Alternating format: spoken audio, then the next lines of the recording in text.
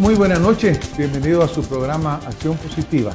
Es un verdadero gusto que nos acompañen y es un honor que nos permita estar con ustedes también en sus hogares para compartir situaciones que nos están sucediendo, efectos que pasan de lo que sucede en otros lados del mundo. Y ahora en particular pues estamos hablando después de que pasó una elección tan importante para nosotros como fue la de Estados Unidos, pues hablar un poco sobre qué pasa después de esa elección, qué pasó en esas elecciones realmente, qué pasó con las expectativas de lo que iba a suceder y para el guatemalteco, para el centroamericano, qué efecto puede tener lo que pasó en estas elecciones del 8 de noviembre.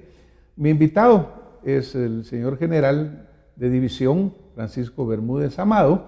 Él tiene una trayectoria política, pública y de servicio muy amplia.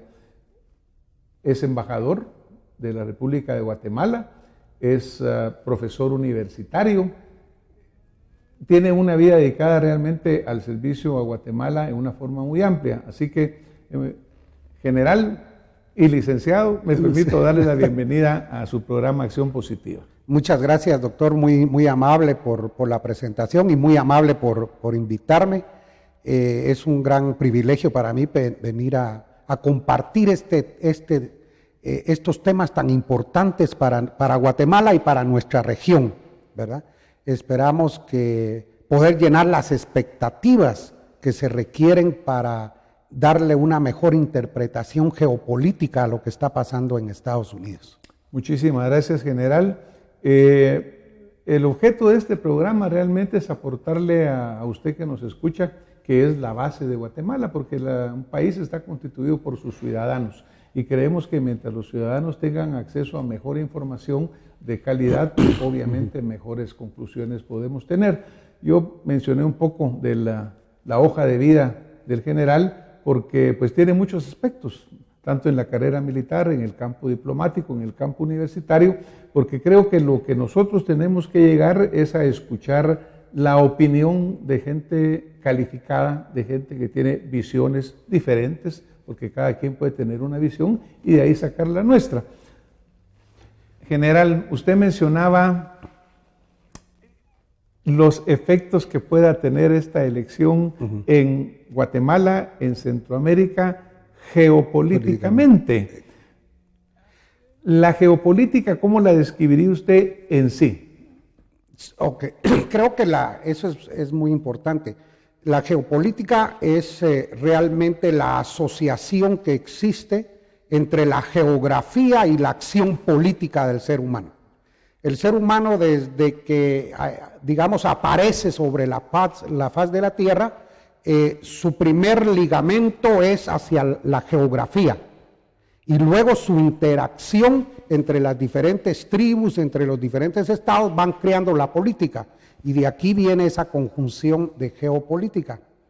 Que hoy modernamente se habla que la geopolítica está integrada también por otros elementos. La geoeconomía, que es un tema fundamental, que lo vamos a ver en este programa con el tema de los migrantes, es también un tema importante. La geocultura, como ese sincretismo que se da en un área específica geográfica de diferentes tribus, de diferentes razas, de diferentes idiomas y que se unen para buscar la prosperidad conjuntamente.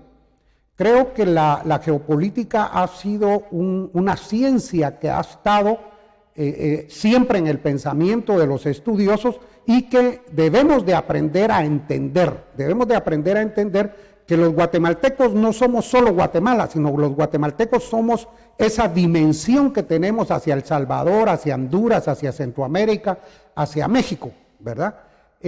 Yo en algunas charlas les digo que Guatemala tiene una gran ventaja. Nosotros tenemos una frontera con México que es tridimensional. Primero es una frontera entre el estado de Guatemala y el estado mexicano. Luego es una frontera entre Guatemala y el mercado más grande del mundo, que es el cono norte. Es el mercado más grande del mundo. Es una gran ventaja estratégica para nosotros. Pero también tenemos una frontera entre Guatemala y ese mercado más grande del mundo de consumo de drogas. Entonces, eso nos hace tener una frontera tremendamente dinámica y tremendamente preocupante para las autoridades. Nos genera una gran fricción estatal, por supuesto, ¿verdad?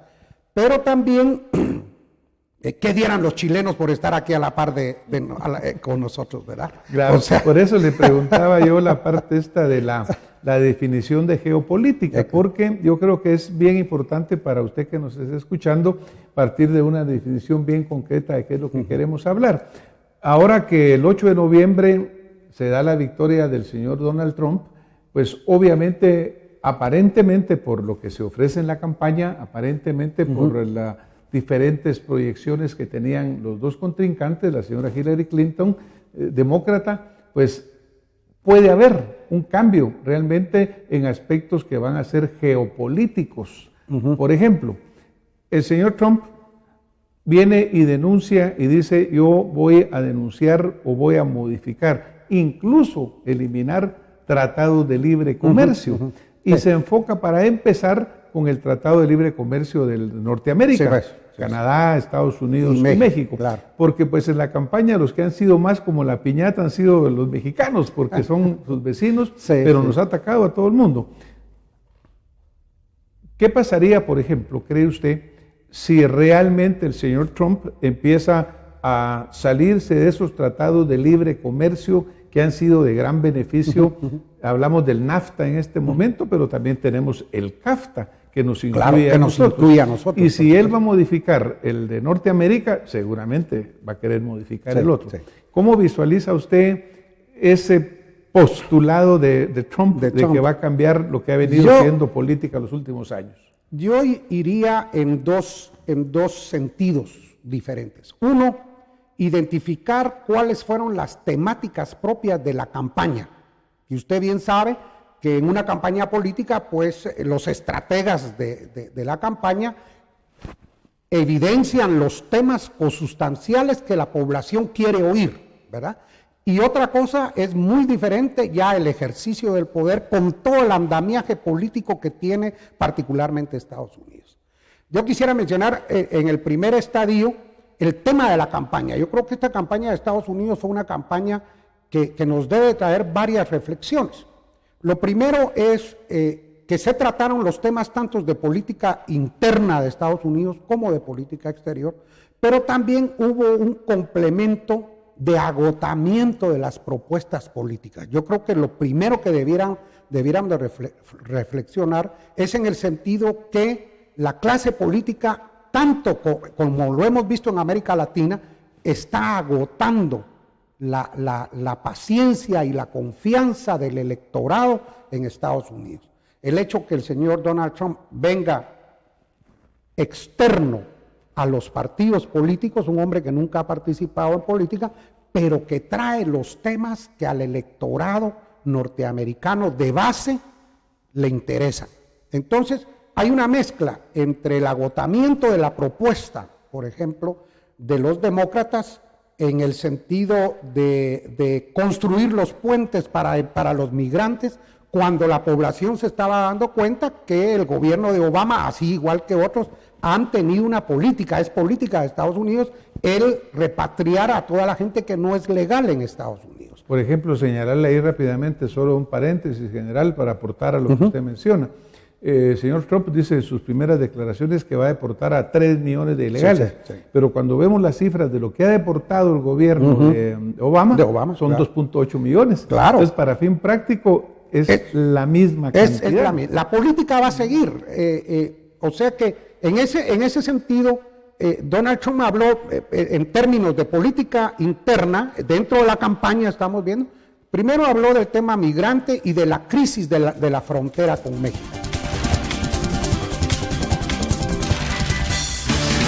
Para los que buscamos más, nueva línea de jamones más saludables Santa Lucía, reducidos en grasa, el balance perfecto entre salud y buen sabor. Santa Lucía más saludable, comer bien, vivir bien. Primero habló del tema migrante y de la crisis de la frontera con México, ¿verdad? Es una crisis que tenemos que aceptarla, que es real. El narcotráfico tiene tomada la frontera mexicana, eso es innegable, con todos los delitos conexos que trae el narcotráfico. Entonces, ese es un tema. El otro tema era el tema racial, que ha sido el tema de sustentación de los demócratas. Como él muy bien lo decía, mire, llevamos 40 años de estar oyendo que hay que apoyar a las minorías, y las minorías siguen estando igual de pobres, siguen viviendo en guetos, porque esa es una realidad del pueblo norteamericano. Y el otro elemento es, ¿dónde está el verdadero pueblo norteamericano que ha sido sacudido con todas las políticas económicas fracasadas, digámosle, desde la crisis inmobiliaria, el tema de la guerra? Él toca un tema importantísimo ya en la parte de política exterior, que es, bueno, ¿quién está pagando por la guerra? ¿Cómo es posible que el pueblo norteamericano cubra el 75% de la factura de la OTAN o de la OTAN? ¿Verdad? ¿Por qué no hay esa corresponsalía de todos los países si somos nosotros los norteamericanos? ¿Por qué lo pagamos? ¿Por qué lo pagamos? Igual las guerras, ¿verdad? Entonces, todo eso son puntos de reflexión que en la campaña despertaron las pasiones que todos vimos, ¿verdad? Interesantísimo, general. Mire, usted mencionaba varios puntos que yo quisiera regresar para tal vez darle. Por ejemplo, usted mencionaba que él toca los temas económicos y los tratados de libre comercio, la globalización, que la globalización pues ha sido beneficiosa, no beneficiosa, habrá que someterla a un juicio. Pero cuando él en el proceso eleccionario de Estados Unidos, que no es por el voto popular, porque Hillary sacó más votos que él, pero no ganó la elección. Gore sacó más votos que Obama, pero también perdió. Es por colegios electorales. Exactamente, sí. El corazón que se menciona mucho de Estados Unidos, los estados como Ohio, como Wyoming, como Iowa, votaron en contra de Hillary por un margen muy pequeño.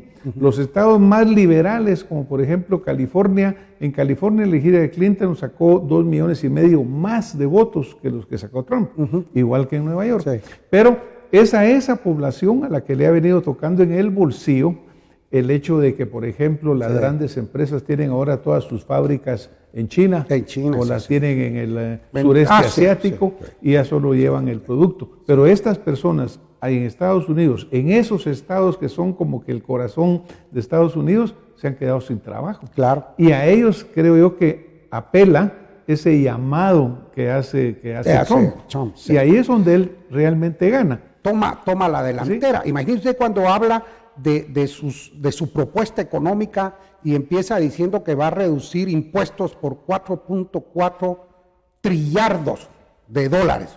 Eso es, ¿para qué? Para que toda esa economía sea revitalizada por esos empresarios que se van a ver favorecidos con eso. También habla él de que pretende hacer una inversión en infraestructura, que ojalá así lo hiciéramos nosotros, en infraestructura económica por 1.5 trillones de dólares. Y por último, marcar, que esperamos que esa sea la expectativa, esa es la parte positiva de todo esto, que Estados Unidos vuelva a crecer a un ritmo de un 4%. Yo creo que ese planteamiento, digamos, de su visión financiera del Estado, hace que los norteamericanos reflexionen en términos de que eso es lo que necesitan. Una economía norteamericana que es la economía más grande del mundo, pero que arroja alrededor de un 85-87% de su Producto Interno Bruto ya de deuda. Claro. Entonces, la situación financiera de Estados Unidos no es lo más viable. Obviamente, cuando uno oye las cifras de Estados Unidos en su volumen de economía, pues dice, aquí da para más, pero el mensaje es claro, el mensaje, tenemos que devolverle la capacidad financiera al pueblo norteamericano, porque eso es lo que nos hace grande. De ahí es donde él toma el eslogan, ese es que vamos a volver a ser grandes. Recuérdese que ese eslogan lo utilizó Ronald Reagan. También, claro. Fue el mismo eslogan. Obviamente, para llegar a ocupar la presidencia, él tuvo que ganar la elección. Sí. Hay promesas de campaña que se hicieron. Él hizo una campaña totalmente heterodoxa, fuera de todo, de toda regla, porque la rompió. Acuérdese que él tuvo contra 14 o 13 en las primarias. En las primarias. De los que le había bastantes pesos pesados. Estaba Jeb Bush, estaba Ted Cruz, estaba Rubio. Sí. Y contra todo pronóstico, él la ganó. Él la ganó. También recuérdese que Obama, contra todo pronóstico, le ganó a la señora Hillary Clinton en su momento. Sí. Pero también a veces las ofertas de campaña no es tan fácil cumplirlas cuando se llega al puesto general. ¿Cree usted verdaderamente que él lo va a lograr hacer? Porque fíjese que cuando él gana la elección, el discurso que da es un discurso muy bueno, excelente. Sí. Pero, por ejemplo, alguien señalaba y dice, mire, un día antes él estaba llamando a la señora Clinton desde ladrona, al peor criminal, llamó, que la iba a meter presa, la llamó desagradable, que le iba a meter presa. Y el día de su discurso, de una forma muy correcta, él dice, tenemos que agradecerle a Hillary su servicio de 30 años. Yo creo que esa es digamos, las dos fases que debemos de identificar. Uno, lo que fue la campaña, donde obviamente se tiraron los temas y los platos como Dios les ayudó, y otra, lo que realmente se puede hacer. Yo ahí rápidamente diría que Estados Unidos es una organización política bastante estructurada. Cuando uno oye, sí, pero mire, ganó Hillary en votos, pero los colegios le dieron el voto a Donald Trump. El tema de los colegios funciona en una relación de congresistas, senadores y presidente. O sea, hay un total de votos que son, me parece, alrededor de 354, 55, los votos electorales. Pero esos están asignados a cada estado, y cada estado tiene una cantidad de votos e igual número de representantes ante la Cámara del Congreso. Eso quiere decir que, por ejemplo, lo que usted mencionaba de California, en California le saca 2 millones de votos más Hillary, del voto popular, ¿verdad? Pero solo hay 55 colegios electorales, no hay más. Claro. En cambio, Donald Trump saca menos cantidad de votos, pero obtiene los 29 de Florida. Sí. Entonces, esa sumatoria es la que hay que entender. Y esto no fue hecho porque advenedizamente, esto fue hecho precisamente dentro de los, digamos, padres fundadores de Estados Unidos, para que no hubiese superpoblaciones en un estado que llegaran a tomar el mando de todos. Recuérdese usted que Estados Unidos es una federación y como tal mantiene muy celosamente guardados las capacidades de cada uno de sus estados y cómo la sumatoria del conjunto hacen un gobierno. Entonces usted ve que hay en el Senado en el Congreso igual número de representantes por cada colegio electoral que tiene cada uno de los estados. Claro. Luego hay 2 senadores por cada uno de los estados y por último hay un presidente, y eso hace la sumatoria total del colegio. Creo que eso también traducido a qué quiero hacer como ejecutivo, ¿verdad? En el caso del señor Donald Trump, lo orienta a que al primero que hay que convencer es al Senado, porque ellos son los de mayor permanencia dentro del staff político. El Senado es presidido por el vicepresidente. Esa es la gran tarea del vicepresidente en Estados Unidos, dirigir el Senado, que es donde se toman realmente las decisiones, digamos, de política, de megapolítica de Estados Unidos. Y luego, imagínense cómo es el sistema. Entonces va el presidente, el vicepresidente, y el tercero en línea de mando es el speakerman, que ellos le llaman, el presidente de la Cámara o de la Cámara de Congresistas. Para los que buscamos más, nueva línea de jamones más saludables Santa Lucía, reducidos en grasa, el balance perfecto entre salud y buen sabor. Santa Lucía más saludable, comer bien, vivir bien. Y el tercero en línea de mando es el speakerman, que ellos le llaman, el presidente de la Cámara o de la Cámara de Congresistas. Entonces son varios escaños los que tiene que, digamos, abordar. Hoy lo vemos como una gran ventaja que sean republicanos y todo nos debería de dar, digamos, a concluir que la política o los postulados de los republicanos son los que los vamos a ver. Claro, ¿qué quiere decir? Ahora tienen el Congreso, el Senado sí. y la presidencia. Y la presidencia. ¿No? Que antes tenían el Congreso y el Senado, porque ya los tenían. Van a ser 2 años ahorita que tiene el señor Trump para realmente darle el mensaje al pueblo norteamericano, porque dentro de 2 años ya empiezan las elecciones nuevamente para el Senado y para el Congreso y van cambiando por segmentos, digamos, y ahí pueden haber variables en la mesa de poder. Es Creo bueno que, eso, ¿no? que es bueno. Para mantener esa renovación del poder ahí, porque puede ser que resulte que Trump no termina gustándole sus políticas a la población y le puede cambiar ese Exactamente. escenario. Por ejemplo, hubo mucho temor, ¿verdad, general? Porque de repente en una de sus declaraciones estas tan violentas y fuertes de Trump, él dice, mire, yo voy a reconocer que las elecciones fueron buenas y correctas si yo gano. Sí, pues, claro. Lo cual dijo, bueno, esto puso a temblar al sistema porque dice, nunca nadie en los 229 o 230 años de democracia de Estados Unidos había pasado eso, sino que el otro reconocía. Cuando Gore pierde en la Florida por 58 votos, recuerdo, pierde esos 27 votos. En la Florida, cabalmente el recuerdo. Y con Jeff Bush de gobernador. Fueron 58 votos. Pero aquí se creó de repente la intranquilidad de decir, se va a romper en nuestro sistema democrático. Va a decir este señor, ese voto no es correcto. Algo que se menciona mucho, general, y que me gustaría tocar rápidamente, es el hecho de que se dice, a ver cuál es su opinión en esto, de que las encuestas fallaron. Ahora, mi punto de vista es que durante lo largo de toda la campaña, ya cuando estaban puramente en el proceso electoral entre los dos candidatos, nunca hubo una diferencia más allá de 4 a 5%. Cuando Hillary y Bernie Sanders estaban prácticamente en la final para decidir quién de los dos, todas las encuestas decían que Bernie Sanders le ganaba a Trump, pero que Hillary no. O sea que ahí ya había un mensaje muy claro que tal vez se desoyó. ¿Qué piensa usted de que la encuesta fue real? ¿Se equivocó? ¿Qué pasó? Solo, antes de contestarle, solo quisiera retomar un tema que es muy importante en el proceso de la elección o de los temas que estaban en la elección, que es los cambios en la Corte Suprema de Justicia de Estados Unidos.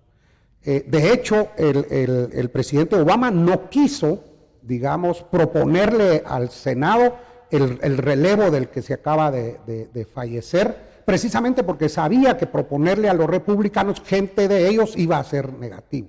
Pero en los siguientes 8 años toca el relevo de 5 de los miembros de la Corte Suprema de Justicia. Por eso es que Donald Trump, uno de sus grandes mensajes ha sido, nuestras propuestas van a ser por personas que respeten la vida. O sea, ese es el gran mensaje, que lo debemos de aprender nosotros en Guatemala también, porque es el presidente y es el Senado, es el presidente el que propone a los miembros que van a ir a la Corte Suprema de Justicia, y el Senado dirá, obviamente, a él le conviene más que el Senado sea republicano. Ese va a ser el gran esfuerzo, digamos, de la política interna de Estados Unidos para lograr eso.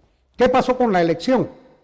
Hace pocos días fui a escuchar a esta señora Joanny Sánchez, la cubana, la bloguera cubana, y ella hablaba sobre los millennium.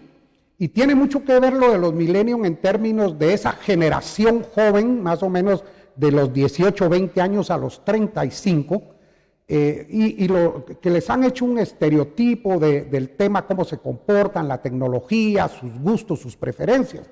Y ella decía, el gran problema de los millennium es que son protestantes de sofá. Entonces a ellos les gusta en el WhatsApp y en el Twitter y todas esas cuestiones manifestarse, pero no acuden a la urna. Ese para mí es el gran cambio en las encuestas. Entonces, las encuestas, ¿qué hacen? Las encuestas, incluso muchas las hacen por las redes sociales y la gente se pronunció, pero realmente los que emitieron el voto fue diferente. Y esto lo hemos visto en 3 eventos con la elección de Estados Unidos, incluyéndola. Primero, la separación de Gran Bretaña de la Unión Europea, el Brexit, que los jóvenes hoy están protestando y están diciendo, pero mire, ustedes no están pensando en nuestro futuro. No, ustedes no salieron a emitir su voto. En cambio, los adultos sí salimos porque tenemos una configuración diferente política. Eso también es claro. La percepción o los fines políticos de los milenios son diferentes a nuestras generaciones. A nosotros ya nos metieron dentro de baby boom de la Segunda Guerra Mundial y todo eso, que no tenemos mucho que ver, pero bueno, ahí estamos. Pero eso es una realidad. Entonces, creo que la reflexión es política, pero también esa reflexión va a todas las organizaciones que se dedican a encuestar, ¿verdad? Y eso es el gran shock que causó. Hoy vemos las manifestaciones en California y en otros estados, y los que están saliendo son los jóvenes a rescatar algo que lo perdieron porque no fueron a votar, defender. Que no supieron Como un dato interesante en eso, general, Hillary sacó 6 millones de votos menos que los que sacó Obama en el 2008. Y Trump sacó menos votos que los que sacó George Rumey cuando compitió con Obama. ¿Qué quiere decir con esto? Que esos 8 millones de gentes no salieron a votar. O sea que ahí se explica eso que usted está mencionando. La elección rondó como el 37%, exacto. Me parece que son los últimos datos que están. Y por otro lado hubo la aparición de candidatos independientes que han habido anteriormente. Ross Perot fue candidato, sacó el 19%. Donald Trump trató de ser candidato también independiente. También. En este caso fue Gary Johnson. Y por ejemplo, en un estado clave como la Florida, Hillary lo perdió por 120,000 votos más o menos. Y Gary Johnson sacó 360,000. Es decir, que diría uno, bueno, que si todos esos votos hubieran ido a Hillary, o aunque sea la mitad, hubiera ganado. Claro, Pero entonces, dos cosas. Uno, la falta de participación, el cambio mental en estos millennials, digamos, que tal vez protestan por todo, lo escriben en el Facebook o en el Twitter o en el Instagram, pero no salieron a votar. No salieron a votar. Y por otro lado, este voto que tenía Trump, que era un voto duro, un voto muy sentido, muy dolido, que sí salió a votar, y se expresó. En fin, todo, yo creo que a veces las encuestas se señalan de que se equivocaron o no se equivocaron. Puede ser que la interpretación no haya sido lo más correcto. Si decía que Bernie Sanders sí le ganaba a Trump, entonces, ¿por qué seguir con Hillary? Pues era el establishment, ¿verdad? Pero al final, desafortunadamente o afortunadamente, depende del gusto de cada quien, se probó correcto la predicción de que no le iba a ganar realmente, ¿no? Tantas cosas que tenemos que tocar en esto, ¿verdad, general? Pero mire, yo creo que obviamente parte de la temática que platicamos con ustedes desde el inicio era de decir, bueno, mire, ¿cómo afectará todos estos cambios, esta nueva política, este nuevo Senado republicano, este nuevo presidente Trump, a lo que nos sucede a nosotros? Y ya saltaron varios temas, obviamente la denuncia de los tratados de libre comercio, que ya nos llegará el turno a nuestro CAFTA, la parte migrante, que obviamente es tan sensitiva y tan importante para nosotros, y obviamente pues otros temas geopolíticos que tenemos que tocar. Desafortunadamente, general, el tiempo nos ha avanzado y ya estamos prácticamente a la puerta de que vamos a tener que terminar este programa hoy para poder seguir en el siguiente domingo, si usted nos acompaña, a que podamos entrarle a estos temas. Yo diría que en el próximo domingo me gustaría que enfocáramos ya a decir, bueno, a nosotros. ¿Y a nosotros qué nos va a pasar realmente? ¿Nos va a pasar algo? Hay quienes dicen que no va a pasar nada. Cuando dijimos, mire, va a mandar 3 millones de inmigrantes para afuera, pero si el otro mandó 2.8, tal vez la diferencia no es tan importante. Pero yo creo que le vamos a entrar más a fondo en el próximo programa general. Hoy nos vamos a tener que despedir. Claro que sí, muchas gracias. Le damos a ustedes la gracia por acompañarnos este domingo y en nombre del general Francisco Bermúdez y su servidor, los esperamos la otra semana con más acción positiva. Muy buena noche.